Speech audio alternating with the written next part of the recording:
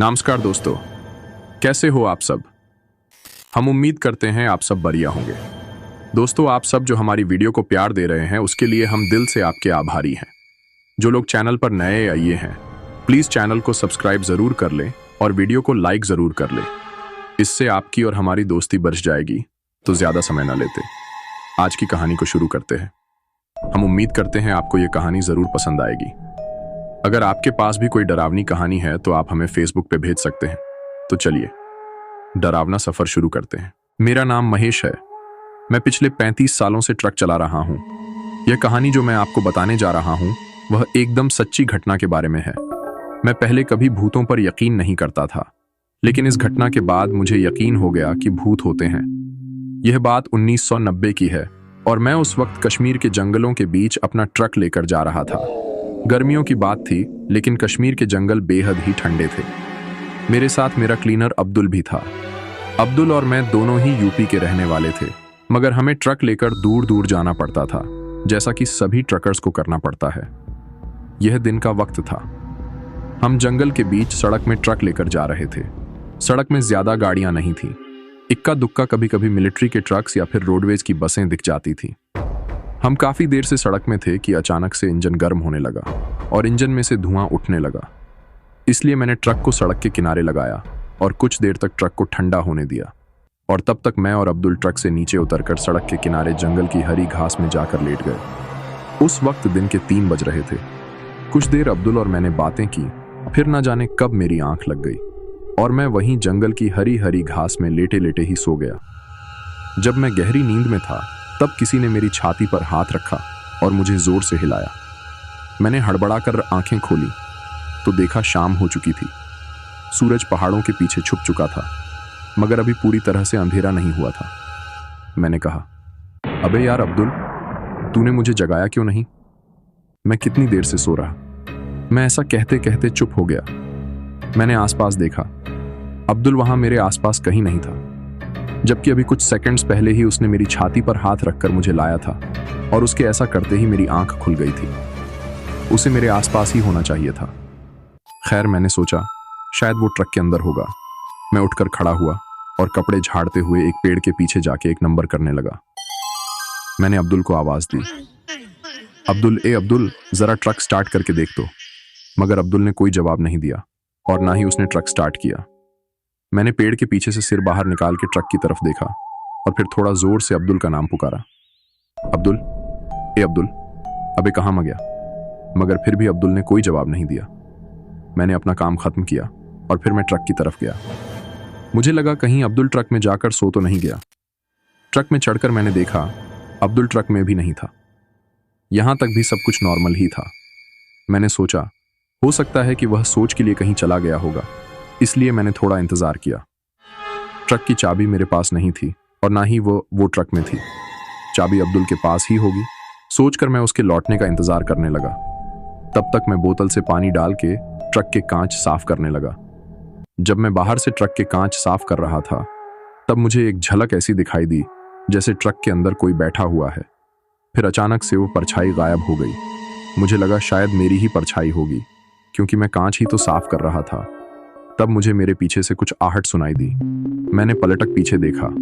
मेरे ट्रक के सामने सड़क में एक औरत, जिसने ऊपर से लेकर नीचे तक खुद को काली पोशाक से ढका हुआ था, वह सड़क के बीचों बीच खड़ी होकर मेरी तरफ देख रही थी।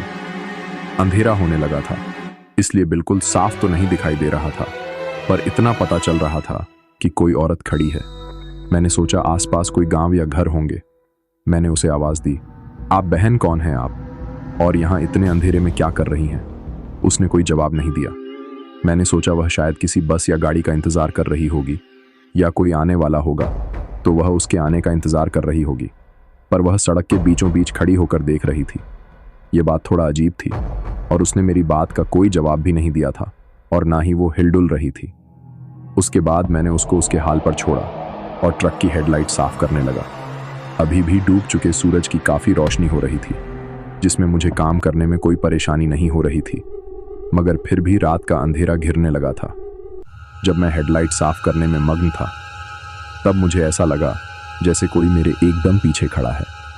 मुझे उसकी गहरी भारी सांसों की आवाज सुनाई दी। मैंने झट से पलटकर पीछे देखा तो चौंक कर मैं लड़खड़ाकर पीछे हो गया, क्योंकि वह औरत एकदम मेरे पीछे ही खड़ी थी। तब मैंने उसका चेहरा देखा। वह एक गोरी चिट्टी औरत थी, मगर उसकी आंखें नहीं थीं। आंखों की जगह में गहरा काला गड्ढा था। उसकी आंखें नहीं थीं, फिर भी मुझे ऐसा लग रहा था कि वह मुझे ही घूर रही है। डर के मारे मेरी धड़कनें तेज होने लगी। मैं तुरंत उस जगह से दूर भागने लगा और वो भयानक औरत भी मेरे पीछे पीछे आने लगी, मगर उसकी चाल अजीब थी। वो चल नहीं रही थी, बल्कि जमीन से बस कुछ इंच ऊपर हवा में तैर रही थी। मैं जितना तेज सड़क में दौड़ रहा था, वह उतना ही तेज मेरा पीछा कर रहे थे। तभी मुझे सामने से 2 हेडलाइट्स चमकती दिखाई दी। मेरे सामने सड़क में से कोई गाड़ी आ रही थी। जब वो गाड़ी मेरे नजदीक आई, तब मैंने देखा कि वो भी एक ट्रक था। जैसे ही वो ट्रक मेरे करीब आया, उस ट्रक के सामने का टायर निकलकर उससे अलग हो गया और वो ट्रक डिसबैलेंस होकर रगड़ता हुआ सड़क के किनारे चट्टान से टकराकर रुक गया। उसके अंदर से 2 आदमी उतरे। मैंने आसपास देखा, वो औरत अब कहीं नहीं थी। मैं दौड़कर उन दोनों आदमियों के पास गया जो दुर्घटनाग्रस्त ट्रक से नीचे उतरे थे। उन्होंने मुझसे पूछा कि मैं सड़क में इतना डरा हुआ क्यों दौड़ रहा था। मैंने उन्हें उस बिना आंखों वाली औरत के बारे में बताया। मेरी बात सुनकर उनके चेहरे के भी भाव बदल गए। वह हैरान थे। फिर मैंने उनसे पूछा कि क्या तुम दोनों ने भी उस औरत को देखा था? वह दोनों बोले, हाँ। वह औरत एकदम से उनके ट्रक के सामने आकर टकरा गई थी। बस तभी ट्रक का टायर निकल गया और एक्सीडेंट हो गया। उनके ट्रक की एक हेडलाइट अभी भी जल रही थी, इसलिए उस जगह में अब रोशनी होने लगी। तभी मुझे और उस दूसरे ट्रक के ड्राइवर और क्लीनर को एक चीख सुनाई दी। वह चीख एक आदमी की थी जो सड़क के नीचे नदी की तरफ से आ रहे थे। उन दोनों आदमियों ने मुझसे पूछा कि क्या मेरे साथ कोई और भी था। तब मुझे मेरा क्लीनर अब्दुल याद आया। मैंने कहा, हाँ, मेरा क्लीनर भी मेरे साथ था। वह नीचे नदी में सोच के लिए गया होगा। तब हम तीनों नीचे नदी की तरफ भागे। एक कच्चा ढलान वाला पत्थरीला रास्ता नीचे नदी की तरफ जाता था, जिसके दोनों तरफ जंगल और झाड़ियां थीं। उन दोनों आदमियों के पास एक टॉर्च था। उसकी रोशनी के सहारे हम उस रास्ते में दौड़ पा रहे थे। नीचे नदी में पहुंचकर हमने देखा, नदी के किनारे एक आदमी जमीन में लेटा हुआ था और वह दर्द से छटपटा रहा था। हम तीनों उसके करीब गए। मेरे साथ वाले ने उसके ऊपर टॉर्च की रोशनी डाली। तब मैंने देखा कि वह अब्दुल नहीं था। वह कोई पागल जैसा दिखने वाला व्यक्ति था। उसके बाल लंबे थे, उलझे हुए थे। शरीर काला था, जैसे मानो उसने कई सालों से नहाया नहीं हो।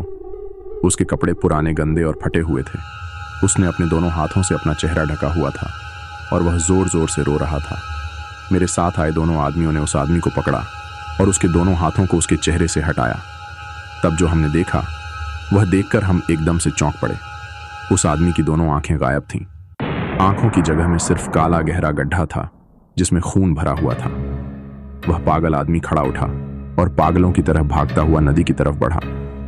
इससे पहले कि हम उसे रोक पाते, वह नदी में कूद गया और नदी के पानी के तेज बहाव के साथ बहता हुआ वह नीचे की तरफ चला गया। हम तीनों यह देखकर हैरान थे। हम उसकी मदद नहीं कर सके। अब मुझे अब्दुल की चिंता सताने लगी। मैं इतना तो जान चुका था कि उस पागल आदमी की आंखें उसी औरत ने निकाली होंगी। बस तभी हमें ऊपर सड़क में से ट्रक के हॉर्न की आवाज सुनाई दी। मुझे लगा यह अब्दुल ही होगा। मैंने उन दोनों आदमियों से कहा कि यह मेरा क्लीनर अब्दुल होगा। इससे पहले कि वो औरत उस तक पहुंचे, हमें उसे बचाना होगा, वरना वो औरत उसके साथ भी वही करेगी जो उस पागल आदमी के साथ किया। बस फिर क्या था। मेरी यह बात सुनकर वो दोनों आदमी और मैं भागते हुए सड़क की तरफ जाने लगे। अभी हम सड़क में पहुंचे भी नहीं थे कि हमें अब्दुल की चीख सुनाई दी। हम तीनों पूरी जान लगाकर भागते हुए सड़क में पहुंचे। सड़क में पहुंचकर हमने देखा, अब ट्रक के पास सड़क में गिरा हुआ छटपटा रहा था और उसके ऊपर वही औरत उससे चिपकी हुई थी। वह अब्दुल की आंखें नोचने की कोशिश कर रही थी, मगर अब्दुल ने अपने चेहरे को अपनी बाजू से कसकर ढका हुआ था। हम तीनों दौड़कर अब्दुल के करीब गए तो उस औरत ने अब्दुल को छोड़ दिया और हवा में खड़े खड़े उसने हमारी तरफ देखा और जोर से चीखी। पीछे खड़े दुर्घटनाग्रस्त ट्रक की हेडलाइट अभी भी जल रही थी। उसकी रोशनी में हम उस औरत को साफ साफ देख पा रहे थे। उसकी आंखों के गड्ढे गुस्से में और ज्यादा बड़े हो गए थे। अब्दुल अभी भी सड़क में पड़ा हुआ था। उसने अपने चेहरे को अपनी आंखों को ढक रखा था। तब हम तीनों भी जोर से चिल्लाते हुए उस औरत की तरफ भागे। बस तभी हमारी इस हरकत से वह औरत चीखते हुए हवा में उड़ते हुए वहां से जंगल की तरफ चली गई। उसकी चीख को हम दूर जाता हुआ सुन पा रहे थे। उसके बाद अब्दुल उठा और हमसे बोला, उस्ताद जल्दी से ट्रक में बैठो। हम चारों ट्रक में बैठे। अब्दुल ने तुरंत ट्रक स्टार्ट किया और पूरी रफ्तार से ट्रक भगा लिया। वहां से काफी दूर आकर एक मंदिर के पास अब्दुल ने ट्रक रोका।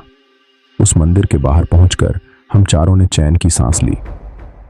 तब अब्दुल ने मुझे बताया कि वह सोच करने के लिए जंगल में गया था।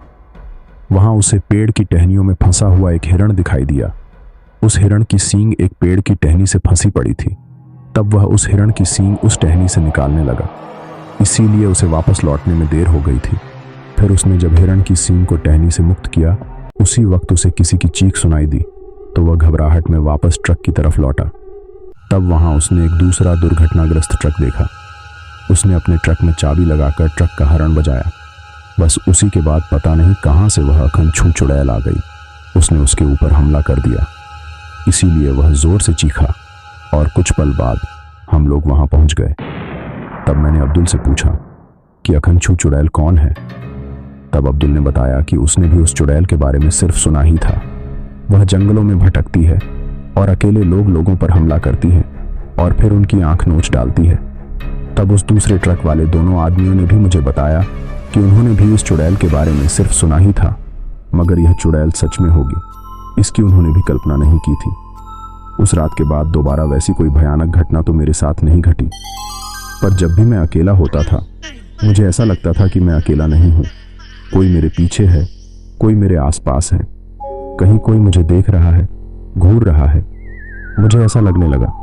तब से मैंने ट्रक में हनुमान जी की एक मूर्ति स्थापित की। अब्दुल ने भी अपने लिए एक ताबीज बनवा लिया। आज अब्दुल खुद का एक ट्रक चलाता है।